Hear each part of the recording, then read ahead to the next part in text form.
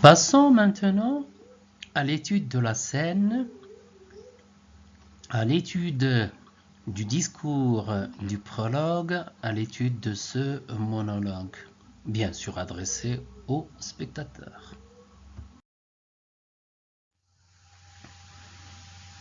Après lecture des didascalies et après la lecture du discours du prologue, qui est notre scène qu'on a déjà faite au début, on se posera cette question suivante. On s'attend à quel type de vocabulaire puisque c'est une tragédie?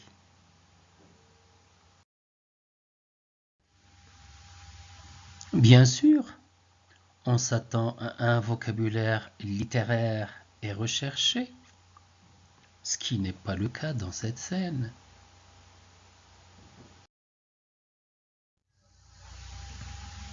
On se demandera donc ensuite, ce prologue est-il un personnage de l'intrigue? C'est-à-dire, participe-t-il à cette histoire?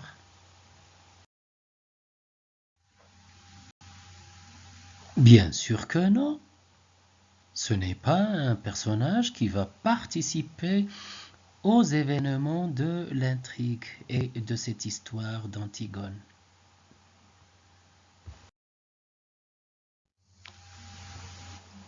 Cette réflexion nous pousse donc à nous poser la question suivante. Quel est son rôle dans cette première scène?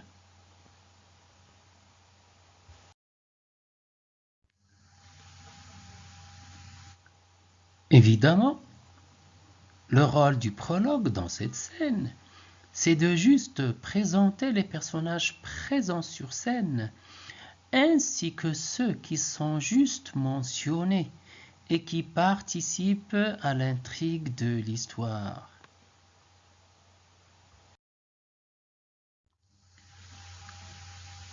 Examinons maintenant le vocabulaire. Le prologue utilise-t-il des termes appartenant au champ lexical du théâtre? Si oui, relevez-le. Allez-y.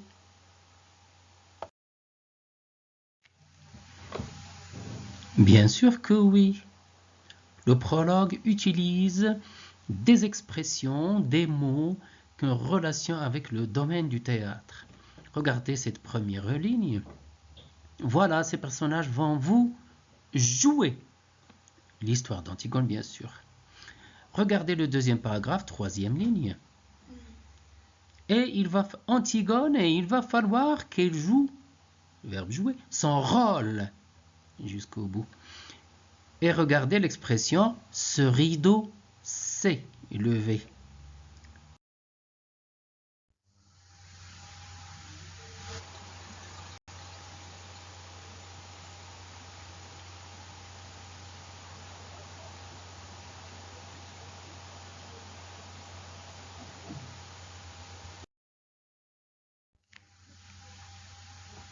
On se demandera donc pourquoi utiliser ce vocabulaire.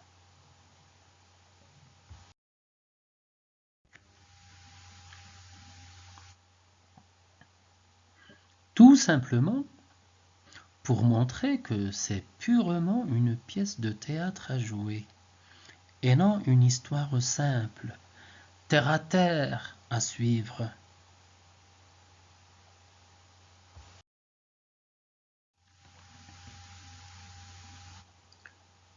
Je vous demanderai donc maintenant de prendre un crayon à la main et d'essayer de souligner les noms des personnages cités, mais présents sur scène par le prologue. Combien sont-ils dans cette exposition? Allez-y.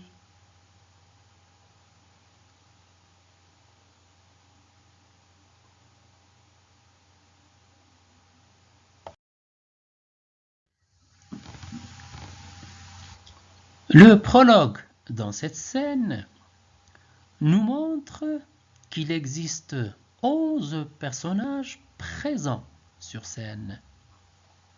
Antigone, Créon, son page, Ismène, Aimon, Eurydice, la nourrice, le messager, le garde numéro 1, le garde numéro 2 et le garde numéro 3.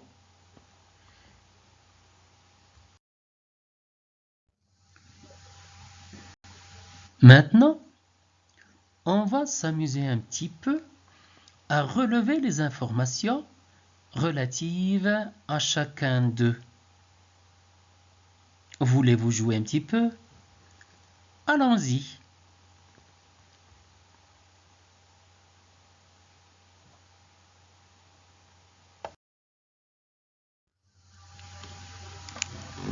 Eh bien, le prologue nous présente les personnages comme suit. Il commence d'abord par le personnage principal, Antigone. C'est une petite maigre, noiraude. Noiraude, c'est un peu dévalorisant, de la couleur noire. Elle pense qu'elle mourra, c'est sûr, thème de la mort. Elle est contre la loi de Créon, le roi de Thèbes. Ce personnage représente le pessimisme, la vie vue noire. Ensuite, il nous présente Créon. C'est le père des mots, mais il est présenté de manière dévalorisante par le prologue. Conduire les hommes au lieu de gouverner. Jouer la politique au lieu de faire de la politique. Ensuite, c'est le page. Le page, c'est le servant de Créon. Puis, il enchaîne par Ismène. Ismène, c'est la sœur d'Antigone. Elle est belle, heureuse. Elle parle à Aimon. Elle rit. Ce personnage représente l'optimisme, la vie en rose. Aimon. Aimon, c'est le cousin d'Antigone et d'Ismène. C'est le fiancé d'Antigone et le fils de Créon, le roi de Thèbes. C'est un garçon qui paraît optimiste. Eurydice, c'est la femme de Créon et c'est la mère d'Aimon. Elle tricote pendant toute la pièce, mais ne prononce aucun mot sur scène. Puis vient le tour de la nourrice. C'est celle qui a élevé Ismène et Antigone après la mort de leur mère. Puis le messager. C'est un personnage omniscient, c'est-à-dire il sait ce qui va se passer d'avance. Il attend son tour d'intervenir et annoncer la mort d'Antigone, suivie du suicide de son fiancé Aimon. Enfin, il termine par la présentation des 3 gardes. Ce sont les auxiliaires, les exécuteurs des décisions du pouvoir, représentés bien sûr par le roi Créon. Ils jouent aux cartes. Ce sont des personnages très ordinaires, avec des problèmes ordinaires.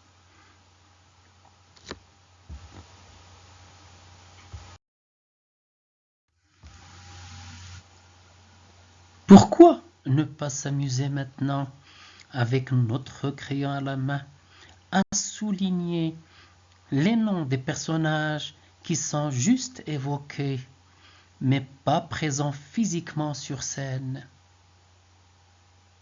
Allons-y.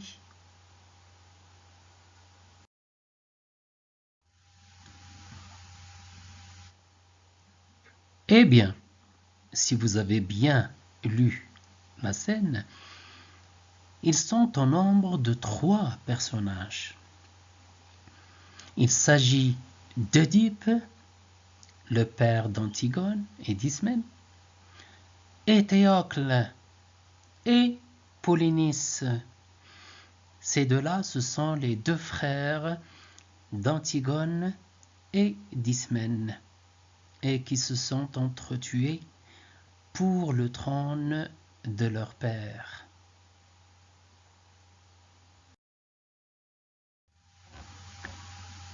Nous demanderons donc, quelle histoire le prologue nous raconte-t-il? Et comment s'achève-t-elle?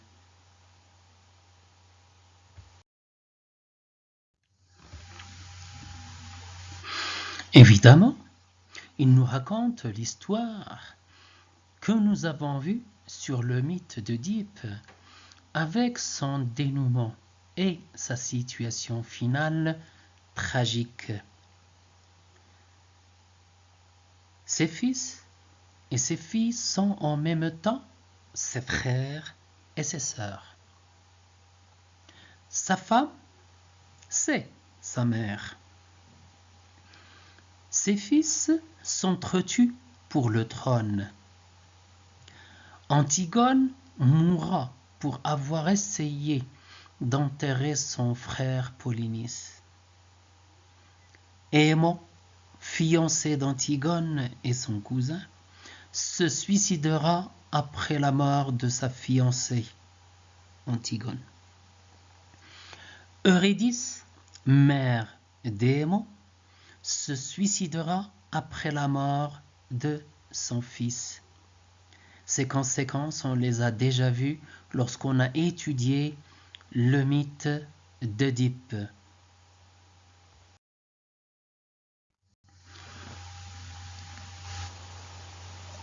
Selon cet aperçu donné par le prologue sur le mythe d'Œdipe et les conséquences du mythe d'Œdipe, on se demandera donc quels sont les thèmes évoqués par le prologue et qui représentent ce qu'on appelle une tragédie.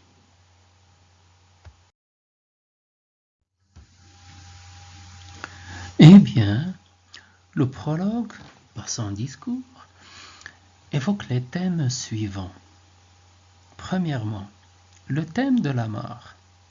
Le thème de la mort règne sur presque toute une famille royale composée de héros maudits.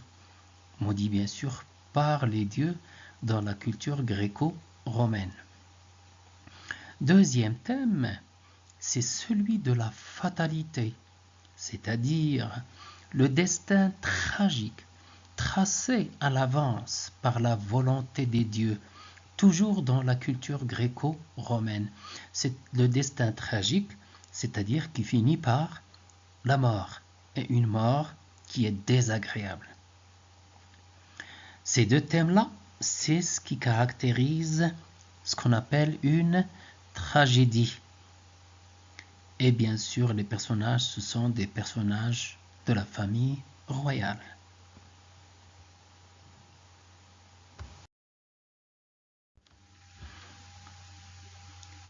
Mais ce qui est bizarre, c'est la chose suivante. Pourquoi le prologue nous raconte-t-il toute l'histoire depuis le début jusqu'à la fin tragique? Pourquoi ne laisse-t-il pas le spectateur découvrir l'histoire lui-même?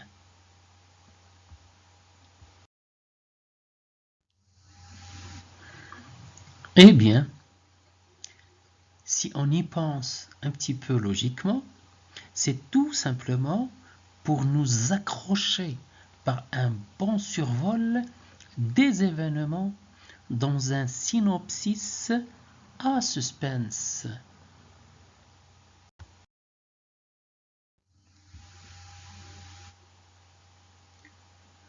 Récapitulons.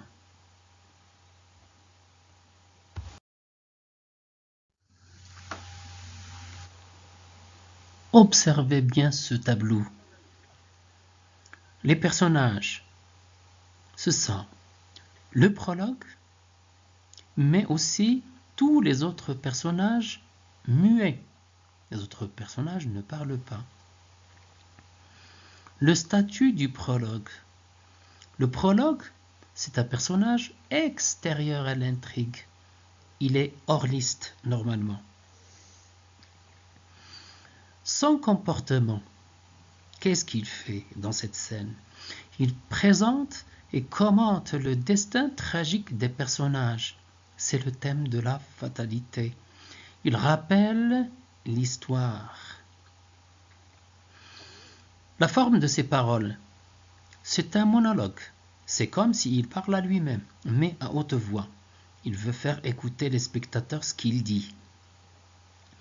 Le registre de langue, il est courant, voire familier. On l'a déjà dit, il n'y a pas de vocabulaire recherché, comme dans les anciennes tragédies. Mais la tonalité, elle est tragique. Elle finit par la mort, désagréable, violente. Quelle est cette histoire qu'il nous raconte? C'est celle du mythe d'Oedipe. Mais précisément, c'est après la mort des deux frères, Éthéocle et Polynice. Et c'est l'œuvre de Jean Anouilh. C'est l'adaptation de Jean Anouilh. Antigone et ses raisons d'agir. Elle s'oppose à Créon. Elle accepte sa mort. Elle se montre passive et résignée dans cette première scène énoncée par le prologue. Maintenant, les hypothèses de lecture pour la suite. La fin, elle est connue d'avance.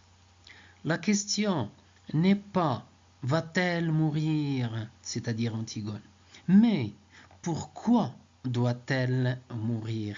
Et c'est ça l'important pour Jean Anouilh dans cette œuvre.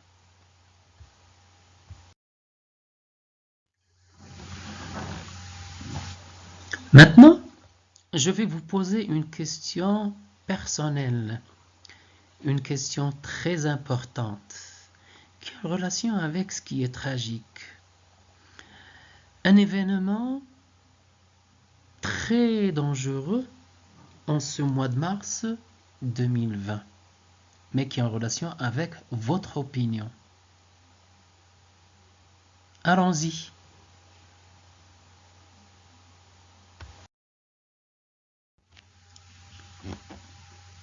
Cette question personnelle, j'aimerais que vous y réfléchissiez comme il faut et d'écrire un texte, un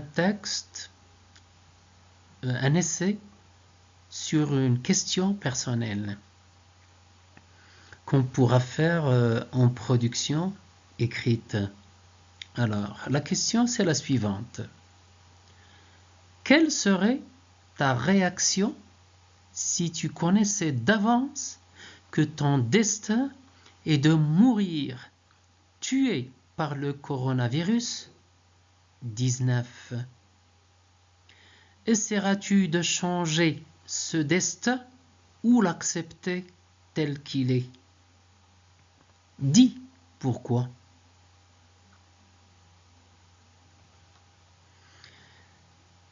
J'espère que vous avez profité de ce cours et ce sujet qu'il vous sera très utile. On le traitera prochainement. Merci de votre attention et merci d'avoir bien suivi. À la prochaine!